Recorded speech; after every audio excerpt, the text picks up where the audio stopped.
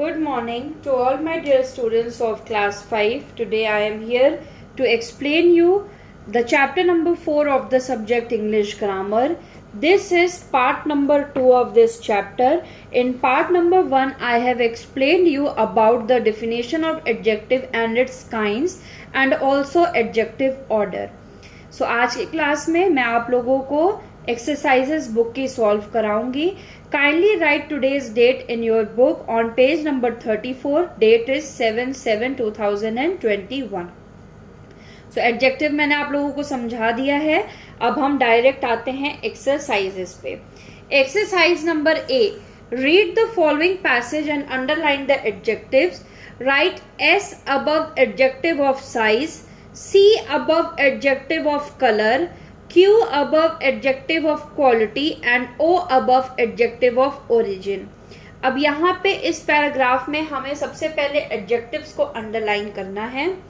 फिर जो adjective of size में आता है उसके ऊपर S लिखेंगे, जो कलर में आता है उसके ऊपर C, जो एडजेक्टिव ऑफ क्वालिटी है उसके ऊपर Q और जो एडजेक्टिव ऑफ ओरिजिन है उसके ऊपर O लिखेंगे.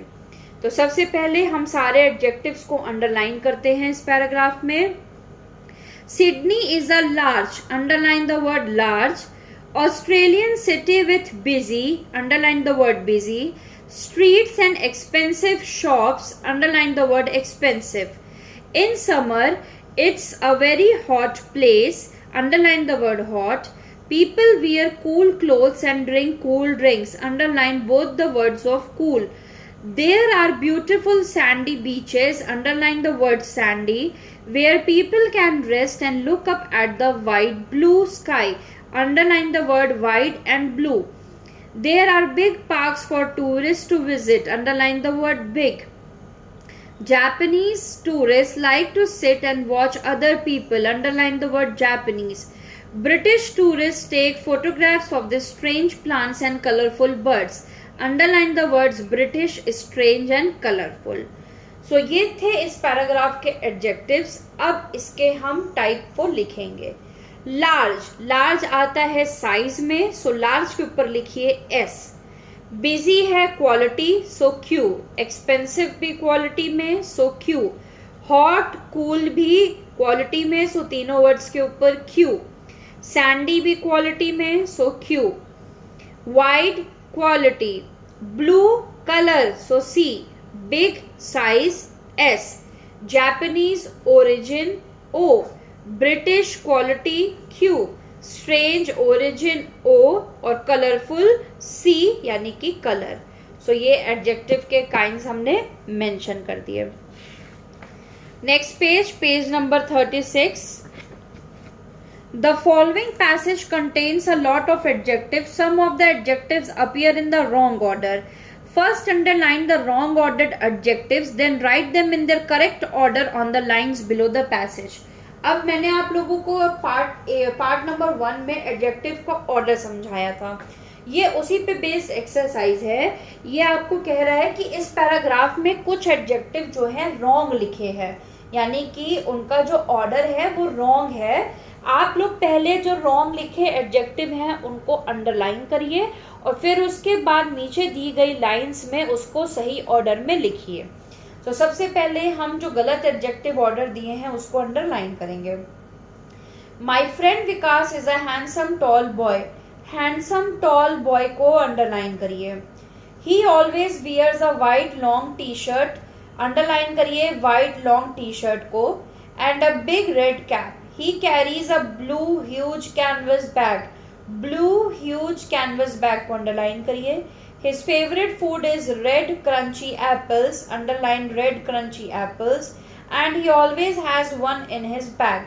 Our teacher of English is kind tall man. Underline the words English is kind tall man. Called Mr. Gupta. He wears a blue smart suit. Underline the words a blue smart suit. And glasses with black plastic thick frames. Underline the words black plastic thick frames. So ये words जो हैं वो wrong order में दिए हैं. अब यहाँ क्या दिया है? Handsome tall boy. Handsome तो आपका हो गया क्वालिटी में. Tall किस में हुआ? Tall हमारा आ गया साइज में. राइट। इसका सही ऑर्डर होगा टॉल हैंडसम बॉय। फिर दिया है white long T shirt. Long पहले आएगा, वाइट बाद में आएगा, क्योंकि लॉन्ग आपका आ जाएगा शेप में और वाइट आपका आ जाएगा कलर में। सो पहले शेप होता है फिर कलर होता है, इसीलिए लॉन्ग वाइट टी शर्ट।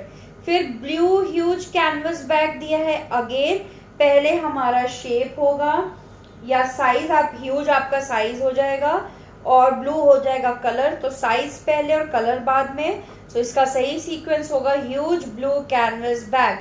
फिर दिया red crunchy apples. Again crunchy red apples, crunchy आपका आ जाएगा ओपिनियन में, रेड और कलर में। फिर आपका है English is kind tall man, ये हो जाएगा a kind tall English man mister Sharma, sorry mister Gupta, not mister Sharma, by mistake I have written mister Gupta. A kind tall English man, kind आपका आ गया ओपिनियन में, टॉल आपका आ गया साइज में, इंग्लिश आपका आ गया ओरिजिन में। फिर है आपका a blue smart suit, a smart blue shirt suit, sorry a smart blue suit. Last है black plastic thick frames, plastic black thick frames. Okay,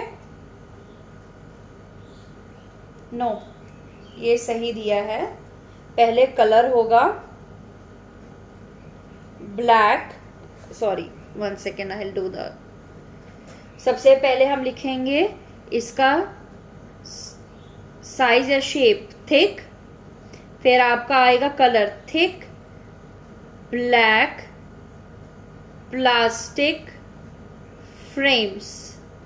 ठीक है, ये हो गया thick black plastic frames. Thick आपका क्या आ गया शेप, ब्लैक हो गया कलर, प्लास्टिक हो गया material, thick black plastic frames. Next exercise, exercise page number 38. The following sentences contains adjectives made by adding endings to noun. Write the noun that each adjective comes from on the line after each sentence. अब इसमें क्या दे रहा है, इसमें ये कह रहा है कि नीचे दिए गए सेंटेंसेस में कुछ वर्ड्स एडजेक्टिव्स हैं जो नाउन से बने हैं, तो इस एडजेक्टिव में जो नाउन वर्ड है उसे हमें यहाँ पे लिखना है। इस एक्सरसाइज को करने से पहले हम देखते हैं कि हम एडजेक्टिव्स में एडजेक्टिव्स को कैसे बनाते हैं, नाउन शब्द को हम एडजेक्टिव कैसे बना देते हैं। जैसे FUL ऐड करके, जैसे चीयर में FUL ऐड किया तो बना चीयरफुल, उसी तरीके से जॉयफुल, हेल्पफुल, ब्यूटीफुल एक्सेट्रा। तो ये शब्द नाउन थे, जैसे cheer, joy, help, beauty, pain, care, लेकिन जब सब में FUL जुड़ गया तो ये एडजेक्टिव बन गया। Y जोड़ के easy, lazy, juicy, muddy, OUS जोड़ के famous, courageous, mountainous, adventurous etcetera, AL जोड़ के personal, national, magical etcetera, less जोड़ के हार्मलेस, होमलेस, केयरलेस। इसी तरीके से हम नाउन में जब लास्ट के एंडिंग्स में कुछ इस तरीके के वर्ड्स जोड़ते हैं तो वो एडजेक्टिव बन जाता है। सो इसी तरीके से ये एक्सरसाइज दी है। पहली दी है dogs are usually more energetic than cats. अब इसमें वर्ड एडजेक्टिव क्या दिया है, एनर्जेटिक। एनर्जेटिक वर्ड किस नाउन से बना है, एनर्जी से, तो हमने यहाँ पे क्या लिख दिया, energy. Next, she sleeps her toys, she keeps her toys in a large wooden अलमीरा। सो वुडन है एडजेक्टिव, किस नाउन से बना है, वुड से। May I borrow your pencil sharpener, mine is useless. Useless शब्द एडजेक्टिव है, किससे बना है, यूज से। Take off your muddy shoes before you come in, muddy mud. What a beautiful dress, beauty. She always making careless mistakes, care. Witches and wizards have magical powers, magic. It was a very painful injury, pain. These oranges are very juicy, juice. Our neighbors are not very friendly, friend. So these are the nouns जिनसे ये जो bold adjectives हैं ये बने हैं last में कुछ ना कुछ words ऐड करके। Filling the blank spaces with adjectives made from the verbs in parentheses. Remember that both present participles and past participles can be used as adjective.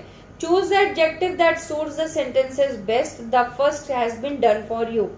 अब ये क्या कह रहा है कि यहाँ पे ब्रैकेट में नाउन दिए हैं, ठीक है, या वर्ब दिए हैं, आपको इसे एडजेक्टिव बनाना है. ये पास्ट में भी हो सकता है और प्रेजेंट में भी हो सकता है. ये आपको डिसाइड करना है सेंटेंस देख के कि ये सेंटेंस पास्ट के बारे में बात कर रहा है या प्रेजेंट के बारे में. सो स्टार्ट करते हैं. First one is being done. The supermarket sells lots of frozen food.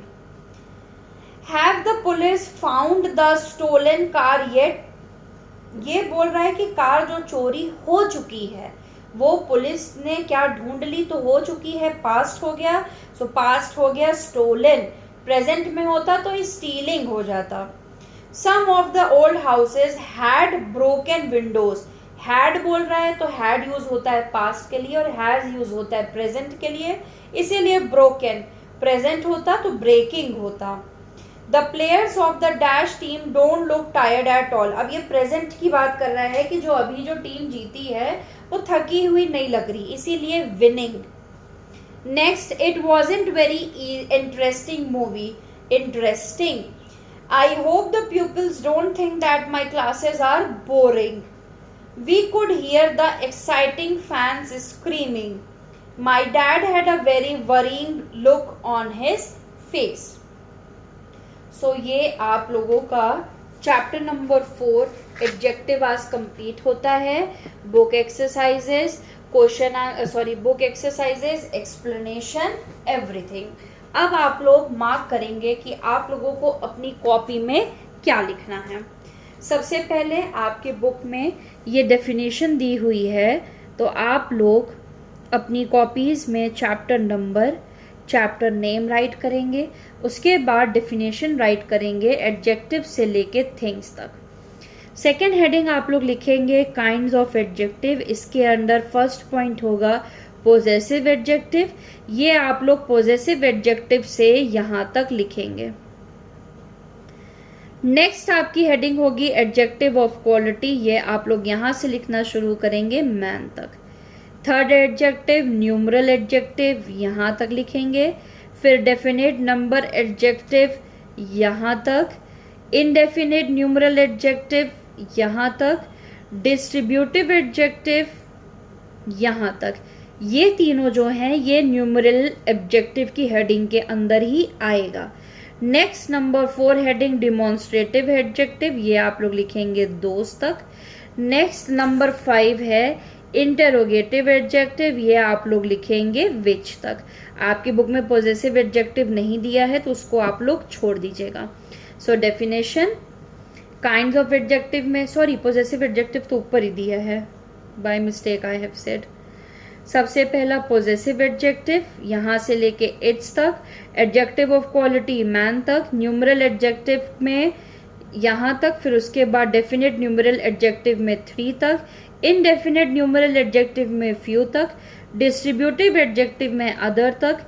Demonstrative adjective number 4 दोस्त तक. और नंबर 5 इंटेरोगेटिव एडजेक्टिव विच तक. ये वर्क आप लोग अपनी कॉपी में कंप्लीट करेंगे. That's all for the today's class. Thank you very much.